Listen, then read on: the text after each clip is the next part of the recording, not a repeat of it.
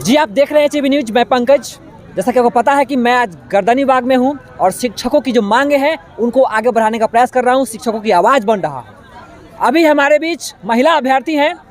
अभी आप लोगों को हमने पुरुष अभ्यर्थी से मिलाया, अब हमारे बीच महिला अभ्यर्थी है। आइए उनका क्या दर्द है, वो अपने दर्द को किस तरह से सुनाते हैं। जी मैम, क्या नाम है आपका? देखिए, मैं मधुबनी से आई हूँ और 2017 बीटेड पास कैंडिडेट हूँ और 4 सालों से नियोजन का इंतज़ार ही कर रही हूँ।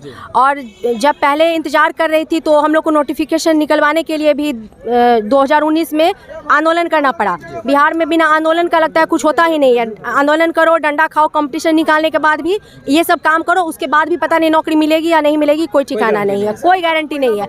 और हम लोग इस बार भी आए हैं, हम लोग का 90% काम लगभग में हो चुका है, मेरिट लिस्ट निकल चुका है और हम लोग इस आस में थे कि हम लोग क्या बहाली होगी। और इन लोगों के मन में इतना बड़ा चोट है कि यही बात ये लोग चुनाव से पहले ना बोले और हम लोग को चुप्पा वोटर बहाली करेंगे, ये करेंगे, पेपर में ताम झाम सब कुछ करके केंद्र सरकार और राज्य सरकार दोनों ने मिलकर के हम लोग को उल्लू बनाया।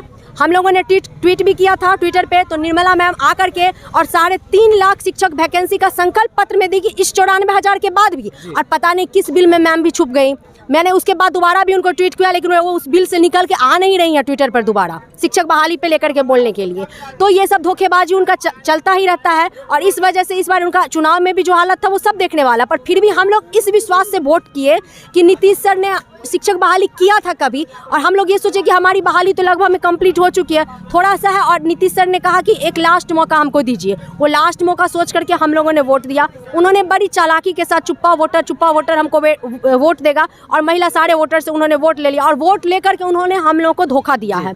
उन्होंने अब बिल्कुल उनके मंत्री का, नीतीश सर का कोई बयान कुछ भी आया नहीं है, पर अशोक चौधरी का जिस तरीके से बयान आया है बेगूसराय से, बहुत ही शर्मनाक बयान है। उन्होंने कहा कि शिक्षक पढ़ाते नहीं हैं तो उनकी नियुक्ति क्यों हो। तो मैं पूछती हूँ कि जेडीयू को तो मिथिलांचल ने सीट नहीं दिया है, तो जेडीयू का शिक्षा मंत्री क्यों?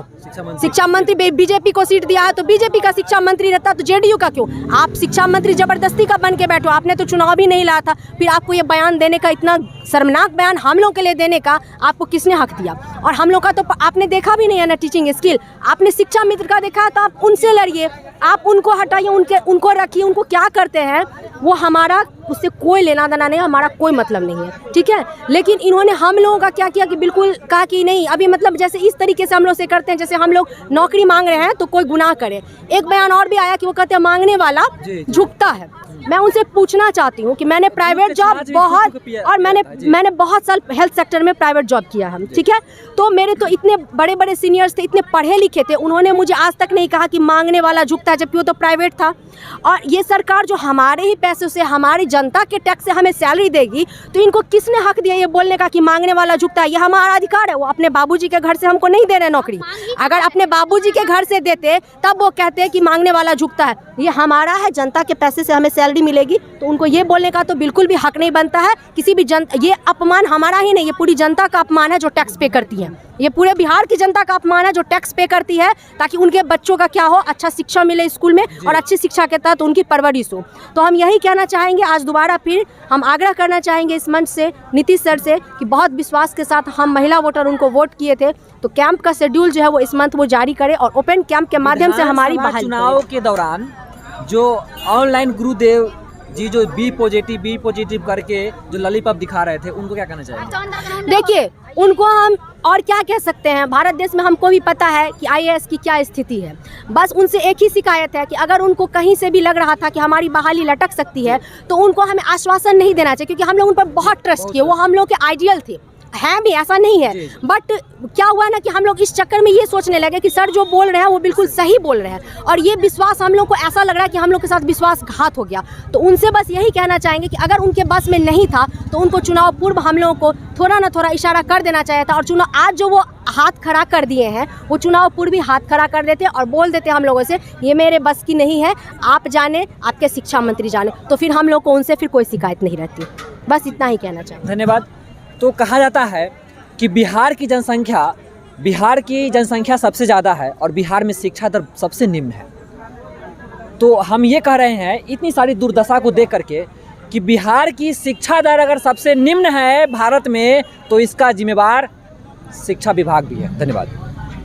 नीतीश कुमार मुर्दाबाद, मुर्दाबाद, मुर्दाबाद। चौधरी मुर्दाबाद, मुर्दाबाद, मुर्दाबाद। नीतीश कुमार मुर्दाबाद, मुर्दाबाद, मुर्दाबाद। अशोक चौधरी मुर्दाबाद, मुर्दाबाद, मुर्दाबाद। एनडीए सरकार मुर्दाबाद, मुर्दाबाद, मुर्दाबाद। आपको बता दें कि यहाँ पे कोई पिकनिक नहीं हो रही है। यहाँ पे वैसे नीतीश कुमार के सिस्टमों से मारा हमारे बिहार के शिक्षक हैं जो अपनी दुर्दशा पे रो रहे हैं। यहाँ पे कोई पिकनिक नहीं मन रही है, कोई यहाँ पे हैप्पी न्यू ईयर नहीं मन रहा है, किसी का बर्थडे पार्टी नहीं है। जी हाँ, ये कह सकते हैं कि ये हमारे बिहार के शिक्षा विभाग के सिस्टमों का ये कह सकते हैं कि शर्मनाक दुर्दशा है, जिसपे ये हमारे बिहार के जो एक लायक योग्य शिक्षक जो बीटेड सीटेड qualify B Ed D Ed qualified teacher आज ये रोड पे है। ये हमारी बिहार के दुर्दशा है। अगर यही दुर्दशा रहेगा तो हमारे बिहार के शिक्षा व्यवस्था कैसे सुधर पाएगा, ये आप ही लोग तय कीजिए। और बिहार में कैसी सरकार होनी चाहिए, जी वो सर बोलिए। सरकार जो है ना, बिहार सरकार पटना हाईकोर्ट का आवेदन कर रहा है। 2 महीना पहले ये हाईकोर्ट कहा कि आप जल्द से जल्द लोग को नियुक्ति पत्र दीजिए। बिहार सरकार कोर्ट का आवेदन कर रहा है और हम लोग को सरकार को ओपन कैंप के माध्यम से बहाली करनी होगी, यही हमारा मांग है। सरकार को अपनी मांग मांगने के लिए हम हद तक गुजर जाएंगे। हमारी मांगें पूरी करनी होगी। नीतीश कुमार को जल्द से जल्द कैंप के माध्यम से बहाली करवानी होगी, यही हम लोगों की मांग है। जो भी दर्शक है ये इस तस्वीर को देख रहे हैं, अगर वास्तव में बिहार की चिंता उनमें है, उनके चिंतन में बिहार के शिक्षा व्यवस्था के लिए थोड़ा सा भी अगर चिंता करते हैं तो ये बड़ी दर्दनाक तस्वीरें हैं जिसको देखकर गले से हट जाएगा। गली गली में शोर है। नीतीश कुमार हाय हाय, नीतीश कुमार हाय हाय। हमारी मांगे पूरी करो, हमारी मांगे पूरी करो, पूरी करो। इनकलाब जिंदाबाद, जिंदाबाद, जिंदाबाद। इनकलाब जिंदाबाद, जिंदाबाद, जिंदाबाद। हमारी बहाली जल्दी करो, हमारी बहाली अभी करो, हमारी बहाली अभी करो, हमारी बहाली जल्दी करो, हमारी बहाली जल्दी करो, हमारी मांगे पूरी करो, पूरी करो। हम एक हैं, हम एक हैं।